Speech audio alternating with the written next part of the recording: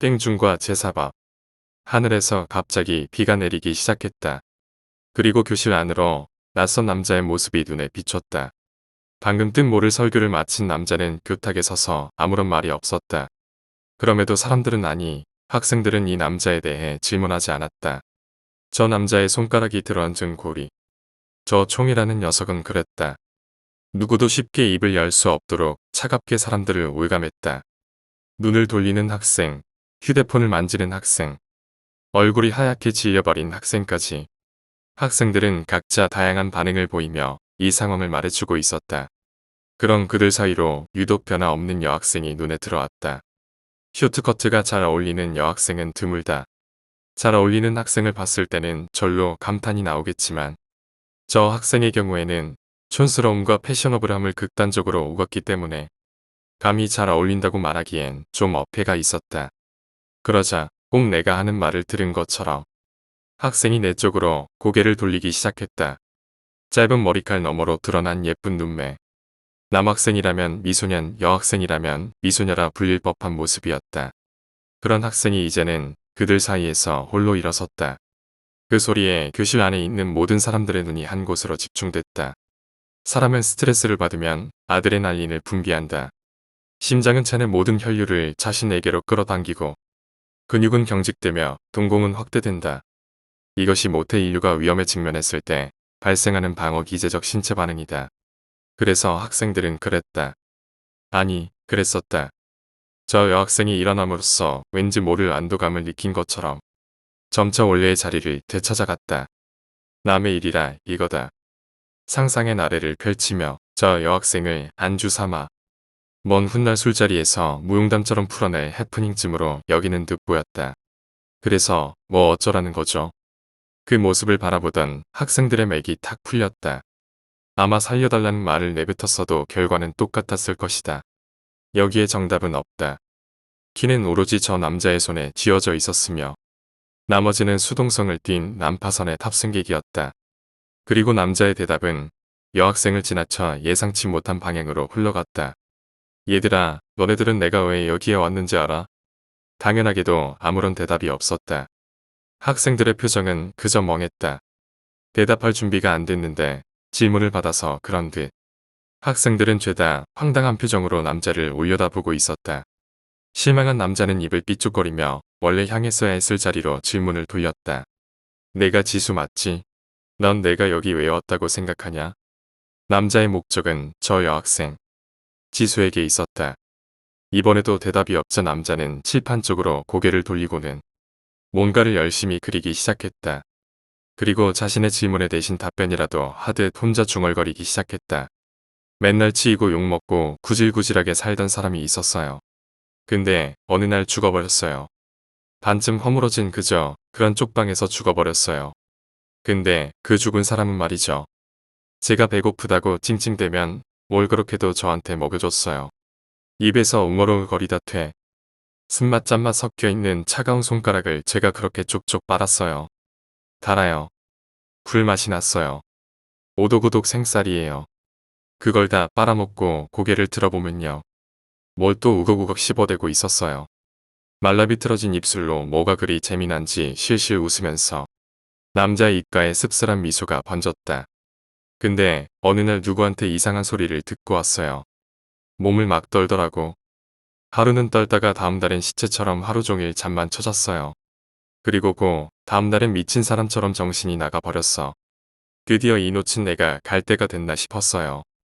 어느 날 저를 붙잡고 막 흔들었어요. 나가 이 새끼야. 저리 꺼져 이 새끼야. 가라고. 갈 데가 있어야 가지. 당신이 이 모양이 꼴인데 어딜 가. 난 싫다고 안 간다고 그랬어요. 그랬더니 목에서 쉰 소리가 날 때까지 소리를 질렀어요. 그래. 알았어. 나가줄게. 그래서 바로 입대했어요. 삽질이나 하고 있는 게 이런 병신 같은 생활보다는 100배 1000배 나았거든요. 근데 반년 만에 이런 소식을 들었어요. 죽어. 남자는 말을 멈추고 입속에 혓바닥을 한쪽 볼살에 대곤 까딱거렸다. 그러다 다시 원래의 자리를 되찾곤 입을 열었다. 근데 참 병신 같더라. 뒤지고 나니까 후회가 돼. 이젠 내가 먹여줄 차례인데 시발. 그 불어 터진 입술이 그 쩍쩍 갈라진 피부가 그리워. 미친 듯이 사무쳐. 가슴이 너무 아파. 뭐라도 해야겠어.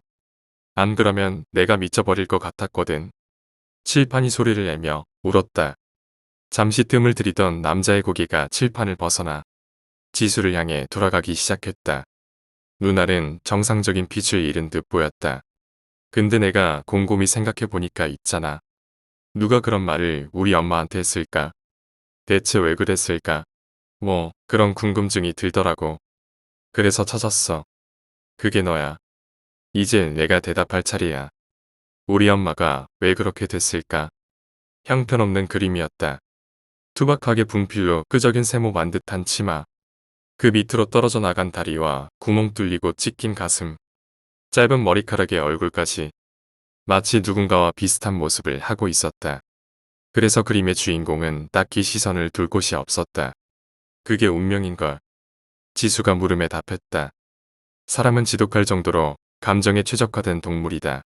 수많은 언어를 통해 감정이 변하고 그 정제된 감정을 따라 기쁨, 슬픔, 즐거움, 분노, 공포, 사랑, 혐오, 증오 그리고 욕망까지 얼굴에 담는다. 그러나 감정이 미쳐 얼굴에 닿기도 전에 박살 나버리면 띠을낯이 사라진다. 그래서 남자의 얼굴은 아무런 변화가 없었다. 원래 아무것도 없었던 것처럼 빈 껍데기의 낯짝으로 지수를 응시하고 있었다. 그 다음은 뭐 그랬다. 총에 맞아 나뒹구는 학생 너머로 입을 틀어막은 학생과 터질 듯한 눈으로 몸을 떨고 있는 학생이 눈에 들어왔다.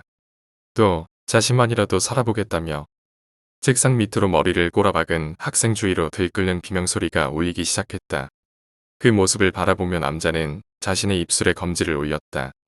돌아가는 총부리와 함께 마치 아무 일도 없었던 것처럼 교실은 조용해졌다. 그 조용한 공간 속에서 또르르 떨궈지는 빗소리만이 공허하게 메아리쳤다. 아 맞다. 내가 잘하는 게 있었지. 한번 해봐.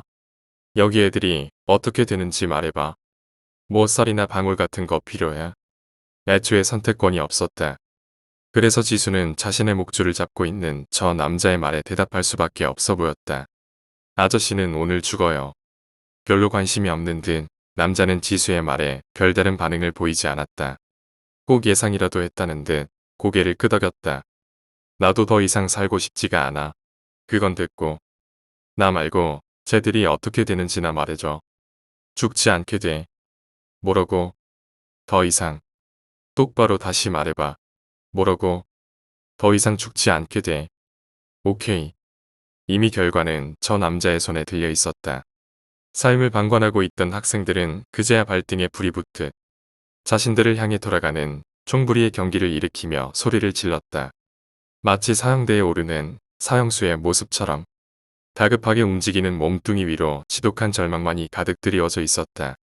그 표정 속 눈동자로 불꽃이 피어나며 비명이 아닌 날카로운 소리가 대신 내질러졌다. 끼하며 귓속이 울렸다. 정신없이 날아드는 불빛과 총알 세례 속 둥둥거리며 공명하는 귓속의 쉰 소리는 지수에게 작은 선물을 제공했다. 너는 듣지 말라며 곧 선 몸을 바닥에 뉘고 부르르 떨며 비정상적인 소음을 제공하는 이 음모세포라는 녀석이 지수의 귓속에서 끊임없이 이명을 만들어내고 있었다. 그런 이명 소리가 서서히 잦아들며 지수가 눈을 떴다. 돌아가는 고개를 따라 학생들의 모습이 지수의 눈에 들어왔다. 교실 뒷편과 창문, 케미니까지 구멍이란 구멍에 살고자 노력한 흔적이 다분했다. 그곳에 머리를 처박은 학생들은 몸을 부르르 떨었다. 그러다 축 늘어지며 마치 총부리에서 사라져가는 연기처럼 빠르게 사라졌다. 이제 모두가 꺼져버린 그 공간 속에서 심심한 빗소리만이 그곳을 가득 채웠다. 그리고 그 심심한 정적을 깨듯 남자가 지수를 향해 말했다. 이거 어떻게 된 거야? 내가 틀렸다 야. 다 죽어버렸어.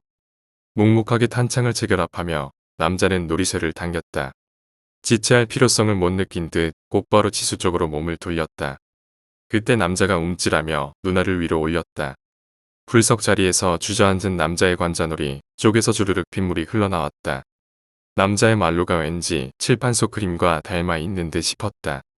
곧 영문이 새겨진 검은색 전투복을 입은 사람들이 교실 안으로 쏟아져 들어왔고 그런 그들 사이로 지수가 부축을 받으며 교실 밖으로 걸어 나갔다. 대기 중이던 구급차 안으로 파란색 마스크와 흰색 가운을 입고 있는 의료진이 지수 쪽으로 다가왔다. 곧 뒷문이 열리며 지수가 차에 올랐다. 의료용 라이트를 눈에 비추며 체온과 맥박을 확인하던 그들 앞으로 검은색 승용차가 멈춰 섰다. 그리고 뒷문이 다시 열리며 남자가 불쑥 고개를 차 안으로 들이밀었다. 괜찮죠? 이상 없죠? 간호사가 마스크를 내리며 인상을 찡그렸다. 보호자 아니시면 함부로 들어오시면 안 돼요. 신경질적으로 뒷문이 닫히고 닫히는 문을 남자가 막아섰다. 아니요. 서에서 나왔습니다. 제가 보호자 겸해서 데리러 왔어요. 남자가 지수의 손목을 잡아 끌었다. 야 빨리 나와. 저기요. 지금 뭐 하시는? 간호사가 미처 막지 못하고 지수가 남자 쪽으로 끌려 내려갔다. 곧 앞에 세워진 차에 지수가 오르며 그곳을 빠르게 빠져나갔다. 차 안의 분위기는 냉랭했다. 운전하는 사람이나 지수나 서로 말이 없었다. 그러다 문득 마치 누군가 지수의 얼굴을 붙잡기라도 하듯 지수의 얼굴이 일그러지기 시작했다. 부르르 떨던 지수가 꺽꺽 소리를 내지르며 뒤로 넘어가자 남자는 지수의 어깨를 다급하게 붙잡기 시작했다. 그렇게 한참을 거칠게 떨던 지수는 곧 천천히 그리고 맥이 빠져버린 것처럼 떨림을 멈췄다. 남자의 손길이 떨어지고 고개를 떨군 지수의 머리가 창문에 박혔다. 도로를 비추는 노란색 나트륨 등이 그런 지수의 모습을 비췄다 사라지길 반복했다. 차가 천천히 속도를 줄이며 세워졌다. 그리고 지수가 차에서 내려 계단을 올라가기 시작했다. 익숙했다. 그런 모습 뒤로 남자 역시 지수를 따라 계단에 발을 올렸다. 블루 계열 네모 각진 책상 옆으로 의자가 뉘어져 있었다. 한쪽에는 여자가 앉고 다른 한쪽에는 의자만 덩그러니 놓여 있었다. 곧 문이 열리고 거울로 도배된 벽면을 따라 남자의 모습이 비쳤다. 지수와 함께 있었던 남자였다. 남자는 테이블로 걸어와 의자에 앉으며 지수를 향해 담요 하나를 던졌다. 그리고 종이컵을 지수 앞으로 내밀었다. 떨리는 손가락이 종이컵에 닿고 그 온기를 올가매듯 말아 쥐어졌다. 그리고 홀짝 부르르 몸이 떨렸다. 좀 살아난 것 같네. 빨리 끝내자. 이름. 빠르지도 느리지도 않게. 지수는 자신의 신상과 자신이 방금 겪은 일들을 진술하기 시작했다. 꼭 기계가 말하듯 또박또박 내뱉어지는 말소리는 방금 살인의 위협에서 벗어난 사람이라고는 생각하지 못할 만큼 침착하고 일정한 톤이 묻어났다. 그래서 지수를 바라보는 사람들의 시선은 좋지 못했다. 그럼에도 상관없다는 듯 지수는 추가로 조서를 작성한 뒤 호련히 조서실 방문 밖으로 빠져나왔다. 포개어진 손바닥 위로 빗물이 떨어져 내렸다. 손바닥 위에 고여진 빗물이 손가락 사이사이를 빠져나가며 다시 빠르게 채워지길 반복했다. 비는 여전히 역세고 그칠 기미가 안 보였다. 그런 모습이 안타깝지도 않은지 누구나 쉽게 우산을 건네지 않았다. 포기한 듯 지수의 발걸음이 본관 밑 계단을 타고 내려가기 시작했다. 터벅터벅 내려가는 계단 끝으로 승용차 한 대가 멈춰 섰다. 익숙한 검은색 승용차였다. 그리고 어떠한 요청도 요구도 없이 차 문이 열리고 닫혔다. 아까 보지 못했던 지저분한 모습이 비쳤다. 계기판 위로 먼지와 담뱃재가 그득했으며 조수석 시트와 수납판 곳곳에 사탕 빈 껍데기가 굴러다녔다. 뒷자리 바닥과 시트에는 서류가 가득 담긴 박스가 있었고 그 옆 빈 공간으로 지수가 앉아 있었다. A경이가 입속에 사탕을 굴리며 말했다. 고마워해라. 블라블라 떠들어대는 사람들. 또 귀찮게 질문하고 인터뷰하고 딱 질색이잖아. 대답하기 귀찮다는 듯 창문 쪽으로 지수의 고개가 돌아갔다. 아우, 저 싸가지. 룸미러를 통해 A경이의 눈이 비쳤다. 그리고 까드득 사탕이 깨지는 소리가 들렸다. 야, 싸가지. 왜 거짓말했냐? 지수는 여전히 창밖을 바라보며 말이 없었다. 그러자 A경이가 되물었다. 왜 애들 안 죽는다고 거짓말했냐고. 나를 제대로 잡은 듯 까만 밤하늘에서 끝도 없이 빗줄기가 쏟아져 내렸다. 그리고 지금 흐르는 빗물만큼이나 많은 슬픔과 눈물이 흘러내리고 있음을 알고 있다는 듯 지수의 눈엔 서글픔이 담겨 있었다. 혹시 이번에도 눈물이 흐르지 않았을까 싶어 괜히 볼살을 문지르다 지수가 작게 속삭였다. 누가 걔들이 산다고 그랬나. 다른 애들이 산다고 그랬지. 이해할 수 없다는 듯 눈썹이 찡그리며 A경이가 말했다. 그럼 그 남자 엄마는 왜 건든 건데? 다 지업이고 운명인가 보지. 기가 막힌 듯 A경이가 말을 더듬다 한숨을 내뱉었다. 적당히 해라 진짜. 믿지도 않을 거면서 그럼 왜 물어. 그래 그래. 뭐 그렇다 치고. 그럼 애초에 엮이질 말았어야지. 말하기 귀찮은 표정으로 지수가 말했다. 아저씨 자살이 뭔지 알아? 천명과 전생의 업보를 뒤집는 짓이래. 아줌마 자살할 운명이었어. 그래서 너 또라이니? 말귀를 못 알아먹어. 병원 찾아줘. 내가 뭐 어떻게 해야 돼. 자신을 믿지 못하는 A경이의 말과 태도에 경멸스러운 듯 A경이를 쳐다보며 지수가 말했다. 산송장 주제에 지수의 눈빛엔 원망이 가득 서려 있었다. 그럼에도 지수가 아닌 A경이의 손이 지수의 멱살 쪽으로 뻗어나갔다. 블라우스 앞 단추가 툭툭 떨어져 내렸다. 지수의 입술에서 튀어나온 저 마지막 말이 어떤 의미를 갖고 있는 건진 모르겠으나 분명한 것은 A경이의 눈과 귀를 불구로 만들었다는 사실이었다. 신호는 불빛을 바꾸고 뒤에선 클렉슨 소리가 울렸다. 그런데도 A경이는 붙잡은 손을 놓지 못했다. 지수와는 조금 달리 그의 눈빛 속에는 사레와 분노로 가득 차 있었다. 그러다 대뜸 작은 엄지손가락이 그들 사이로 불쑥 튀어올랐다. 자, 빼라잖아. 지수의 목소리가 들렸다. 한 명은 비에 홀딱 젖은 모습, 다른 한 명은 어색한 모습으로 현관에 서 있었다. 비에 젖은 사람이 먼저 들어가고 나머지 한 명은 갈피를 못 잡은 듯 그대로 서 있었다. 지수는 수건으로 머리를 털며 터진 블라우스를 풀어내 벗었다. 상의가 벗겨지고 브래지어 아래로 작은 굴곡이 드러났다. 막 성인이 되기 직전의 여자였다. 그런 모습을 한 채로 지수가 말했다. 피해자 보호 좋아하시네. 이런 걸 보고 싶어서 온 거야? 어색한 분위기는 대화를 통해 깨지기 마련이다. A경일은 그 말을 통해 지수의 집으로 들어갈 수 있었다. 웃기고 있네. 의외라는 듯 지수는 입고 있던 스커트마저 풀러내렸다. A경일은 관심이 없다는 듯 고개를 돌렸다. 눈앞으로 거실의 모습이 들어왔다. 소파와 TV가 놓여 있었다. 단순한 배치 그 이상도 이하도 아니었다. 괜히 널따랑 거실이 쓸쓸하게만 비쳤다. 그리고 그 옆으로 술 먹기 딱 좋아 보이는 널찍한 발코니가 눈에 들어왔다. 다시 눈을 돌리다 TV 위에 놓인 액자가 A경이의 눈을 통해 들어왔다. 액자를 집어들어 올리자 때 묻은 글라스 속으로 익숙한 얼굴이 비쳤다. 잠시 상념에 잠겼던 A경이가 액자를 덮고 고개를 돌렸다. 기분 나쁜 냄새라도 맡은 것처럼 코를 막으며 냄새의 그런지 방향을 바라보고 있었다. 그때 화장실 문이 열렸다. 알지? 거기는 만지지도 쳐다보지도 마. 물에 젖는 꼴로 머리만 쏙 내놓은 채 지수가 A경이를 향해 말했다. 문틈 사이로 비치는 실루엣에 고개를 돌리며 A경이가 소파에 앉았다. 잠시 뒤 샤워기의 물줄기 소리가 들리고 방안을 데워주듯 보일러 돌아가는 소리가 그곳을 가득 채웠다. 뜨거운 열기 속 샤워기에서 뿜어져 나오는 따뜻한 물줄기가 지수의 얼굴을 타고 흘러내렸다. 아직 욱신거리는 듯 지수는 손을 올려 자신의 얼굴을 매만졌다. 거울 속에 보이는 지수의 얼굴은 엉망이었다. 하루 사이에 총명하던 눈빛은 생기를 잃었고 다크서클은 눈 밑 가득했다. 그럼에도 급한 일이라도 있다는 듯 지수는 느긋하게 샤워를 즐기지 못하고 곧장 밖으로 나왔다. 밖에 있는 사람을 기억하지 못하는 것처럼 몸을 가릴 수건조차 걸치지 않은 채 지수는 맨몸으로 자신의 방으로 걸어 들어갔다. 곧 짧은 반바지에 목이 축 늘어진 베이지색 박스티를 입고 지수가 방을 걸어 나왔다. 머리는 축축하고 패턴 없는 무지 박스티엔 중간중간 물방울이 번져갔다. 지수는 시간에 쫓기듯 주방 한편으로 자리를 옮겼다. 그리고 분주하게 움직이기 시작했다. 접이식 테이블보다는 작은 꼭 찻상 크기 정도의 원목 탁자 위로 흰 나물과 고기, 쌀밥이 차려졌다. 그 단출한 차림의 찻상을 들고 지수는 향내가 풍기는 쪽을 향해 걸어갔다. 라이터의 작은 불씨가 커다란 양초에 옮겨 붙었다.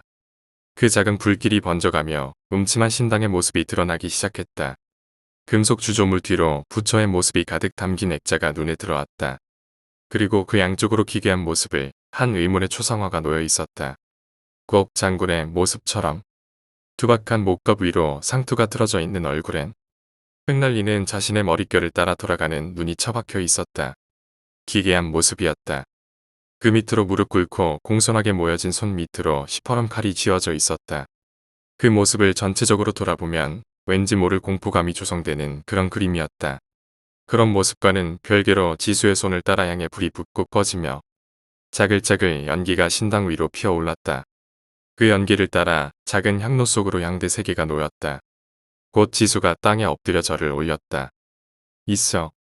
부자연스러운 음성을 따라 왠지 기괴한 초상화의 눈알이 지수를 향해 돌아간 것처럼 보였다. 방금 가지고 들어간 원목의 테이블과는 다른 것이 지수의 손에 들려 있었다. 테이블 위엔 쉰내를 풀풀 풍기며 차갑게 식어버린 잿밥이 놓여 있었다. 그 모습에 참담한 표정으로 A경이가 한숨을 내뱉었다. 그대로 자리에서 일어나 발코니의 문을 열었다. 그리고 담배를 꺼내 입에 물었다. 이번엔 양이 아닌 담배에 불이 붙었다. 충북 괴산군 어느 시골 마을에는 유명한 무당이 한 명 있었다. 무속인들은 사실 자신의 명성에 대해 별로 신경을 쓰지 않는다. 오히려 유명해지는 것을 경계한다. 왜냐면 사주를 바꾸는 것, 현생에 개입을 한다는 것은 되려 자신의 업을 쌓는 결과를 초래하기 때문이다. 때문에 무당들은 자신들의 점괘가 뛰어나다고 소문나는 것을 별로 달갑게 여기지 않았다. 그래서 유명한 무당은 입소문을 타고 난 뒤부터 점치기를 거부했다. 이런 이야기 뒤에는 왠지 뻔한 사연이 뒤따랐다. 무당에겐 여식이 있었다. 그리고 그 여식은 무당처럼 당연하게도 신기가 있었다. 하지만 내림을 거부하고 있었다. 그리고 뻔하게도 자신의 아버지를 미워한 여식이 이곳에 놀러온 다른 남자와 눈이 맞고 말았다. 그렇게 둘은 여식의 아비를 피해 도망쳤고 예쁜 딸아이를 낳아 길렀다. 그들은 어떤 확신을 갖고 도망쳤는진 모르겠지만 이런 이야기는 결국 그런 식으로 끝을 맺었다. 여식은 신병을 앓기 시작했다. 그것이 무엇을 뜻하는지 여식은 아주 잘 알고 있었다. 내립니다. 자신의 아버지를 잃고 갈 길을 잃은 신이 자신에게로 향하고 있다는 뜻이었다. 그래서 어떻게 했을까? 여식은 그로움에 못 이겨 결국 어린 자식과 남편을 두고 떠났다. 여기까지 보면 그저 그런 새드 엔딩처럼 보이겠지만 좀 독특하다고 해야 할까? 여식은 자신의 아이와 남편을 버리고도 신을 받아들이지 않았다. 그리하여 어린 딸아이에게까지 신이 내려주고 말았다. 어린 딸아이는 엄마와 같은 열병을 앓았고 괴로워하며 변하기 시작했다. 사실 이전까지만 해도 남자는 토속신앙을 믿지 않았다. 그렇게 자신이 사랑하던 사람들이 괴로워하고 변하게 되는 모습을 보면서 남자는 점점 그것들을 믿게 됐고 두려워하기 시작했다. 신병이라는 것은 무당이 된다는 것은 그랬다. 무언가 전지전능한 사람이 되는 것이 아니라 일종의 저주와도 같았다. 도망치려고 해도 도망칠 수 없는, 죽음으로 밖엔 도망갈 길이 보이지 않는, 업보라는 것이, 내림이라는 것이 그랬다. 시골은 도시보다 훨씬 여름이 빨리 찾아왔다. 도시처럼 따가운 햇볕이 내리쬐지는 않더라도 땅에서부터 올라오는 흙냄새부터 개울가의 물비린내, 지저귀는 찌르레기, 어취의 딱새들까지. 그럼에도 지수의 얼굴과는 꽤나 잘 어울려 보였다. 꽤 오래 걸었던 모양인지 지수는 한숨을 몰아쉬고 있었다. 그리고 이마를 따라 콧등 밑으로 땀이 뚝뚝 떨어져 내렸다. 지수는 자신의 눈앞에 보이는 오래된 나무 밑에서 잠시 쉬기로 결심했다. 연식이 꽤나 오래된 것처럼 보이는 거대한 팽나무가 지수에게 시원한 그늘을 내어줬다. 열을 식히며 왠지 포근한 기분에 잠이 슬슬 밀려오자 지수는 눈을 감았다. 그리고 꽤 오랫동안 그 자리에 눈을 붙인 채로 있었다. 닥다닥다. 지수가 그 소리에 눈을 떴다. 소리가 들린 쪽을 바라보니 웬 젊은 남자가 서 있었다. 그리고 손엔 막대기가 쥐어져 있었다. 남자는 신기한 외지인을 찾은 것처럼 호기심 가득 지수를 내려다보고 있었다. 나이는 지수와 비슷한 또래처럼 보였다. 지수는 곧 다시 눈을 감았다. 괜히 얽히기 싫었기 때문이다.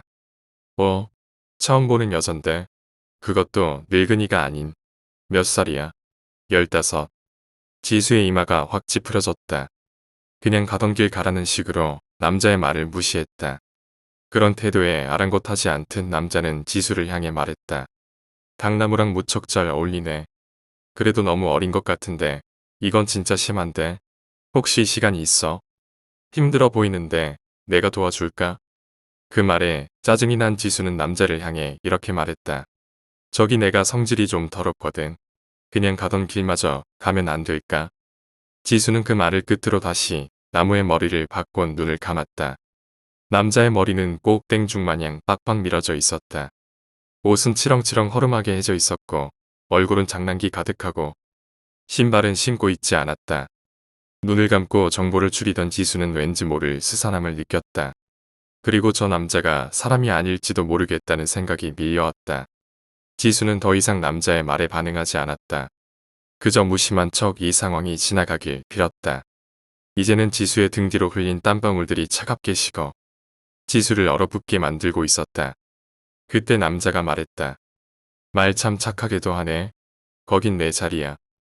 내 자리에서 쉬었으면 자릿세를 내야지. 안 그래? 그 말에 놀란 지수는 눈이 감겨진 사실조차도 까먹은 채 감겨진 눈을 다시 한번 꾹 감았다. 그런 지수의 모습을 보기라도 한 듯 남자는 낄낄거리며 웃었다. 지수의 말아쥔 손바닥에 가득 채워진 땀방울만큼이나 지수는 불길한 예감을 느꼈다. 그리고 불길한 예감은 곧 눈 깜짝할 사이에 지수에게 닥쳤다. 지수의 손목이 누군가의 손에 쥐어져 있었다. 놀란 지수는 눈을 크게 뜨고 자신의 손목을 움켜쥐고 있는 땡중을 올려다봤다. 안 잡아먹어. 특히 너 같은 어린 싸가지들은 말이야. 내 관심 바뀌거든. 누굴 무슨 잡기로 하나. 어때? 내가 원하는 곳에 내가 데려가 줄 수 있는데. 지수는 지금 상황이 쉽게 이해되지 않았다. 뜬금없이 나타난 귀신. 마치 자신의 목적을 안다는 듯 자신의 손목을 붙잡고 있는 땡중이라니. 여기까지가 삶의 끝인지 아니면 지금이라도 붙잡힌 손목을 뿌리치고 도망쳐야 하는지. 지수는 머리가 복잡했다. 그러자 땡중은 지수의 손목을 끌어당기며 어디론가 지수를 끌고 가기 시작했다. 갑작스러운 위압감 속에 지수는 차마 반항하여 엄두조차 낼 수 없었다. 그렇게 땡중의 이끌림 속에 산 중턱에 위치한 오래된 신당 앞에서 지수의 손목이 놓였다. 지수는 손목이 아팠다. 꽤나 오랫동안 땡중의 손에 쥐어져 있었던 모양이다. 그리고 땡중이 소리쳤다. 오이, 여기 당신 손녀가 찾아왔어. 나와. 드디어 여길 벗어나게 됐어. 축하해. 빨리 나와. 안 나오면 내가 확 잡아먹는다. 응. 그런 자신의 속내를 알 리 없는 땡중은 이 상황을 즐기기라도 하듯 지수 자신을 보며 웃었다. 그러자 버려진 신당에서 누렇게 옷을 입은 늙은 귀신이 슬금슬금 걸어 나왔다. 늙은 귀신의 인상은 꽤나 강렬했다. 손, 발 온몸 구석구석이 늙어 쭈글쭈글 축 늘어져 있었지만 호랑이처럼 드센 눈썹과 강렬한 눈매로 지수를 노려보고 있었다. 안타깝게도 신난 땡중의 표정과는 달리 늙은 귀신의 표정은 전혀 좋아 보이지 않았다. 지수가 꿀꺽침을 삼켰다. 괘씸한 년. 오라는 년은 안 오고 일평생 한 번도 본 적 없는 계집이 찾아왔네. 처음 보는 자신의 할아버지에게 욕부터 먹고 보는 지수였다. 왠지 예상되는 듯한 상황이었다. 그래도 지수는 공손하게 고개를 숙여 늙은 귀신에게 인사했다. 그 모습을 보기나 한 건지 늙은 귀신은 대뜸 자신의 용건을 내뱉었다. 그냥 1000도나 올려라. 늙은 귀신은 시종 일관 화가 나 있는 듯 보였다. 그래서 산 사람이건 죽은 사람이건 시간이란 건 어찌 보면 동일하게 흘러가는 게 아닐까라는 생각이 지수는 들었다. 왜 이제야 찾아왔냐는 늙은 귀신의 말에 자신의 어머니와 아버지를 괴롭히고 결국 자신까지 괴롭힌 장본인이 저 할아버지라는 걸 알고 있었음에도 지수는 차오르는 화를 억누르며 최대한 공손하게 늙은 귀신을 모셨다. 죽고 나선 관욕도 다 틀려먹고 공양도 없어. 극락왕생은 이미 끝난 거나 마찬가지라는 거야. 너라도 정성 가득 올려야 돼. 알겠어. 대답 대신 지수는 절을 올렸다. 오히려 말을 섞는 것이 늙은 귀신의 화를 불러일으킬 것 같았기 때문이다. 백백의 수납 공간마다 몇 장씩 담겨있는 구겨진 실종 전단지만큼이나 지수는 따뜻한 가족의 품이 그리웠다. 이번 성불만 잘 올려진다면 더 이상 어머니께 화가 미치지 않을 것이다. 그럼 어머니가 다시 자신을 찾아 돌아올 수도 있을 것이다. 어머니를 찾을 수 없었으니 그저 돌아오기만을 바랄 뿐이었다. 이곳의 밤은 일찍 찾아든다. 금방 밝아졌다가 금방 어둡게 변한다. 산이란 그런 곳이었다. 주변엔 온통 허물어진 집들과 오래된 신당이 전부였다. 지수는 산 밑으로 발걸음을 옮겼다. 산호기 근처에 그래도 하루는 묵을 법한 버려진 집이 지수의 눈에 띄었다. 그리고 그곳에 자리했다. 자신이 하루 동안 지내게 될 집이었다. 어둠이 내려 그 모습을 잘 볼 수 없었으나 잔뜩 녹이 슬어 있는 철문을 지나자 처마 끝엔 절에서나 볼 법한 물고기 모양의 풍경이 눈에 들어왔다. 집의 창살에 창호지는 모두 뜯겨져 있었으며 그 안엔 노란색 장판이 반절 남아 있었다. 지수는 그 온전한 부분에 엉덩이를 가져다 댔다. 그리고 휴대폰을 들어 주변을 비췄다. 그곳은 군데군데 낙서와 바닥을 뒹구는 벽나발, 쓰레기 따위로 가득했다. 누군가에겐 그저 한여름에 호기심처럼 찾아왔을 폐가. 그런 폐가가 지금은 지수의 보금자리가 되어 주었다. 지수는 가방을 돌려매곤 지퍼를 열어 그 안에 있는 그릇과 생수병을 꺼내 그릇에 따랐다. 그리고 정해진 수순대로 장독이 위치했을 법한 곳에 그릇을 올려두곤 절을 올렸다. 해를 당하지 않기 위함이었지만 아무래도 원래 집 주인이 아니었으므로 인사를 올리는 것이 당연한 예라고 생각되는 듯 싶었다. 누구한테 그렇게 절을 올리는 거야? 익숙한 목소리가 들려왔다. 땡중이었다. 늙은 귀신과 노닥거리길래 꽤나 사이가 좋은 듯 싶었는데 웬일인지 땡중은 지수를 따라 이곳에 와 있었다. 지수는 올리는 절을 마저 끝마친 뒤 땡중에게 말했다. 이 집 주인한테 해요. 이런 곳에 주인이 어딨어? 그저 빌빌거리는 꼬락서니하곤. 멍청하긴. 주변을 둘러보던 땡중이 다시 물었다. 내가 데리고 있는 신 말이야. 모신지는 얼마나 됐어? 상판은 본 적 있어? 제가 8살부터 모시기 시작했으니까 햇수로 10년째네요. 모습은 본 적 없어요. 근데 그 상판을 한 번도 본 적 없다고? 네. 지수는 그것에 별 관심이 없었다. 궁금하지도 않았다. 되레 두려우면 두려웠지. 그것이 은혜나 축복처럼 여겨진 적이 없었다. 늘 마음에 여유가 없었다. 그래서 무언가를 돌아볼 시간조차도 없었다. 주변을 둘러보면 누군가는 위태위태한 상황에 놓여 있거나 위험에 처해 있는 일이 대부분이었다. 그런 지수는 신의 계시에 따라 그 사람들을 도와줬다. 그리고 돌아온 것은 보답이 아닌 고통이었다. 실질적으로 피부에 와닿는 고통이었다. 피를 토해내고 살같이 일그러지는 고통이 매일 밤 다른 이들의 사주를 뒤바꿨다는 사실로 인해 지수를 덮쳐왔다. 누군가로부터 무차별적인 폭행을 당해본 이들은 아마 이해할 수 있을 것이다. 그 상황을 헤쳐나가기보다도 몸을 뭉클이는데 더 바쁘다는 사실을 말이다. 보통 적게 몸을 담그는 잡귀들은 본 형태를 볼 기회가 없지만 신이 깃들면 꽤나 많이 봐왔을 텐데 이상하네. 넌 궁금하지 않냐? 그런 생각을 해 본 적 있어요. 어느 날 자고 일어났을 때 그냥 다 사라졌으면 좋겠다. 뭐 그런. 야, 너 그거 알아? 너 말이야. 이상하게 말을 돌리는 재주가 있다는 거 말이야. 그냥 젠장 맞을 신이란 놈한테 된통 욕바가지를 쏟아보는 건 어때? 그렇게 속이 풀린다면 100번 1000번도 그렇게 하겠죠. 근데 봐요. 지수는 자신의 턱을 손가락으로 가리켰다. 그곳은 미세하게 떨리는 근육이 금방이라도 쪼그라들 것처럼 꿈틀거리고 있었다. 뭐야 그건? 땡중의 손이 지수의 얼굴로 향했다. 지수는 그런 땡중의 손을 툭 하고 막아 세우며 말했다. 이걸 안 당해본 사람은 몰라요. 그래서 쉽게 욕이 안 나와요. 그저 시키면 시키는 대로, 따라오라면 따라오라는 대로. 딱하다는 듯 지수를 올려다보던 땡중은 조심스럽게 고개를 내리깔았다. 그러다 갑자기 마구 웃어젖히며 얼굴을 들었다. 부하. 그러니까 내가 멍청하다는 거야. 지금 보니까 이거 아주 꼴통이구먼.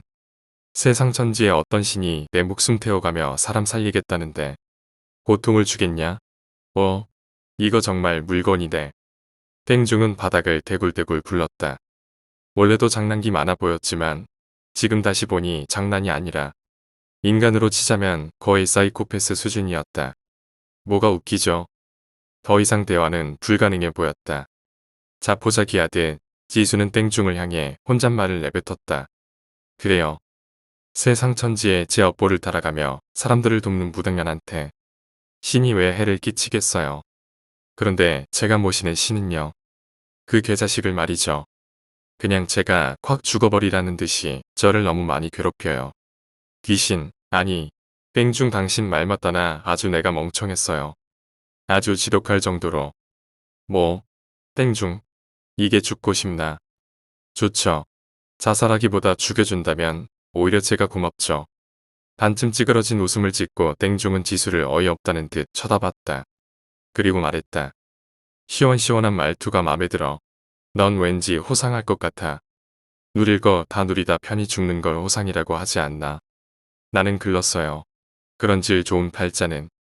무슨 핏덩이 같은 녀석이 벌써 인생을 다 산 것처럼 말하냐? 핏덩이. 당신이랑 나랑 뭐가 그렇게 다른데? 이게 반말을 내가 이래 봬도 나이가 꽤 많거든. 신을 모신다는 녀석이 그런 것도 못 알아보냐? 인간은 오래 살면 결국 말이 적어진다.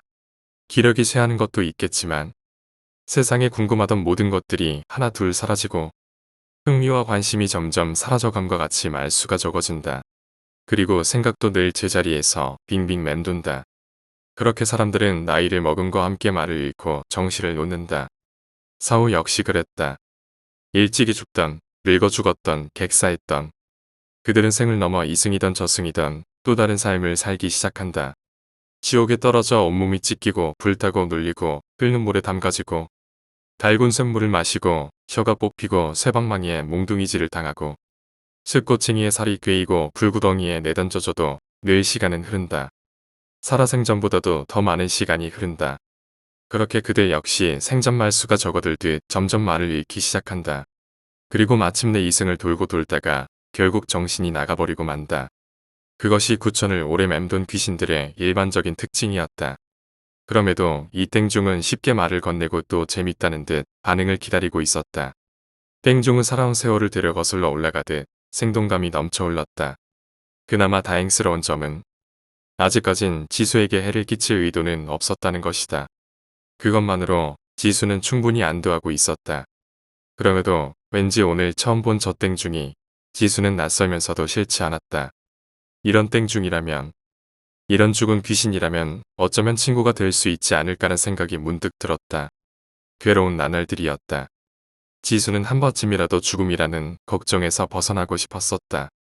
전기 하나 들어오지 않는 어두컴컴한 폐가 그 갈라진 천장 틈 사이로 내리쬐는 달빛처럼 지수는 밤이 깊도록 꽤 오랫동안 땡중과 이야기를 나눴다.